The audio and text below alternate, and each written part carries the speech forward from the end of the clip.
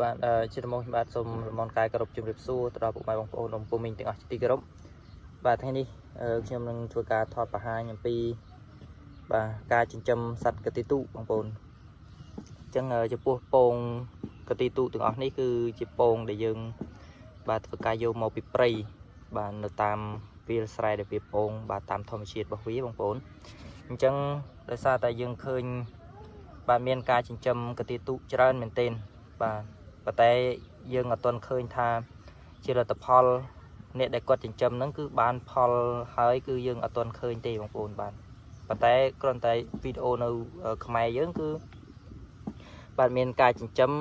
បាទជាការសាកល្បងបាទសុទ្ធតែជាការសាកល្បងប៉ុន្តែសម្រាប់វីដេអូផ្សេងៗដែលគេធ្វើការបង្ហាញ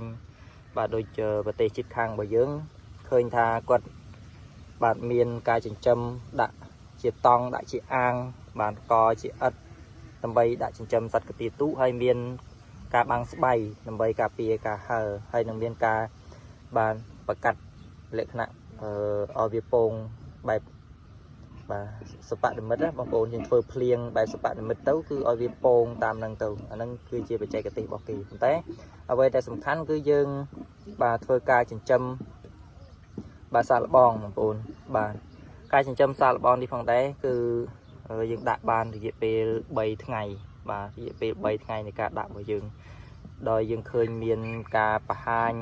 ផ្សេងៗតាមបណ្ដាញសង្គមបាទក៏តាម YouTube ផ្សេងៗហ្នឹងគឺខ្មែរយើងបាទចាប់ដើមបាទងាកមករកចិញ្ចឹមបាទសត្វកន្ទុយទូនេះដោយសារតែតម្លៃរបស់វាគឺរៀងខ្ពស់ដែរបងប្អូនតម្លៃចន្លោះពីបាទ1500 1600រៀលក្នុងមួយក្បាលបាទសម្រាប់ឈ្មោលបាទអញ្ចឹងសម្រាប់សត្វកន្ទុយទូនេះបាទចំណីរបស់វាគឺកូនត្រីបាទកូនត្រីកូនកង្កែបបាទទូចអីគឺយើងយកមកដាក់ឲ្យវាស៊ី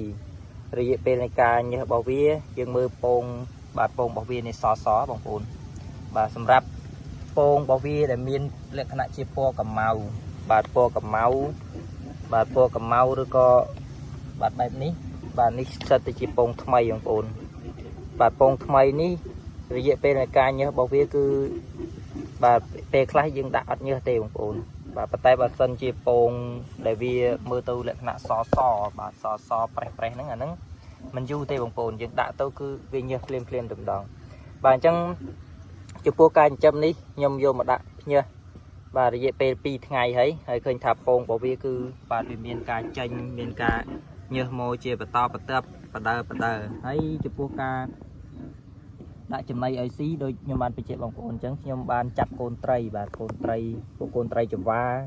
បាទត្រីកំពឹសឬក៏ប្រភេទត្រីផ្សេងៗបងប្អូនយើងចាប់វាយកមកដាក់នៅខាងក្នុងតង់នេះដើម្បីឲ្យសត្វកន្ទុយទូរបស់យើងនោះគឺចាប់ស៊ីប៉ុន្តែចំពោះត្រីដូចដឹងស្រាប់ហើយតែត្រីយើងយកមកត្រីស្អុយត្រីរលួយគឺវាអត់ស៊ីទេបងប្អូនវាចូលចិត្តតែពួកអាត្រីស្រស់បាទយកមកដាក់ឲ្យវាស៊ីព្រោះអាហ្នឹង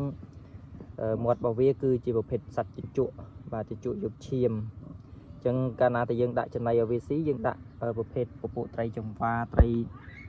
បាទផ្សេងទៅស្រស់ថ្មីនេះដាក់ឲ្យវាស៊ីគឺវាចាប់ដើមចាប់ស៊ីហើយបងប្អូនបាទនេះដូចជាស្ដែងគឺបាទត្រីមួយនេះគឺកន្ទុយទូរបស់យើងកំពុងតែចាប់ស៊ីបាទនេះបាទវាចាប់ស៊ីទាំងរស់ហ្នឹងបងប្អូនបាទនេះណាបងប្អូនជាមួយខ្ញុំស្រង់ឲ្យមើលបងប្អូនបាទនេះបាទអញ្ចឹងកន្ទុយទូរបស់យើងគឺកំពុងតែចាប់ត្រីចង្វានឹងស៊ីតែម្ដងបាទនេះអញ្ចឹងការចិញ្ចឹមនេះយើងនឹងធ្វើការសិក្សាវាបន្តទៀតថាតើយើង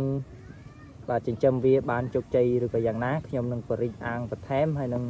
បាទធ្វើការភ្ញាស់ពងបន្ថែមទៀតបងប្អូនបាទដោយសារតែពងរបស់យើងនេះគឺឃើញថាច្រើនមែនទែនបាទអញ្ចឹងនៅក្នុងតង់របស់យើងនេះបងប្អូនអាចដាក់ជាកប្លោកបាទអាចដាក់ជាកប្លោកឬក៏ចកឬក៏បាទជាប្រភេទដែលវាអាចតងតុំបានណាបងប្អូនបាទនៅក្នុងនេះគឺខ្ញុំដាក់ជាប្រភេទបាទជួរបែបនេះបងប្អូនបាទអញ្ចឹងសម្រាប់ឲ្យវាតុំឬក៏តងនៅខាងក្រោមហើយចំពោះកូនត្រីដាក់ឲ្យវាស៊ីគឺវាស៊ីបងប្អូនបាទរយៈពេលនៃការញើសរបស់វាពេលវាញើសមកគឺវាចាប់ដើមចាប់ស៊ីតែម្ដងបងប្អូនហើយកន្ទុយទូរបស់យើងនេះគឺកម្លាំងណាស់បាទនេះឃើញថាច្រើនមែនទេបងប្អូនបាទកូនរបស់វាគឺបាទច្រើនណាស់បាទនេះនៅលើនេះគឺច្រើនមែនទេបងប្អូនបាទអ chẳng miền ảnh nhớ thay cả miền ảnh nhớ cha cả miền vì miền ngập class miền rô class không ổn bà chẳngสำหรับวิดีโอนี้คือខ្ញុំធ្វើការចែករំលែកតែប៉ុណ្្នេះទេបងប្អូនបានចំពោះវីដេអូក្រោយៗទៀតបើសិនជាការចិញ្ចឹមនេះវាទទួលបានលទ្ធផលបែបណាខ្ញុំនឹងបាទធ្វើការបង្ហាញទៅកាន់បងប្អូនបាទបន្តទៀតបាទសូមគោរពអរគុណសូមគោរពលា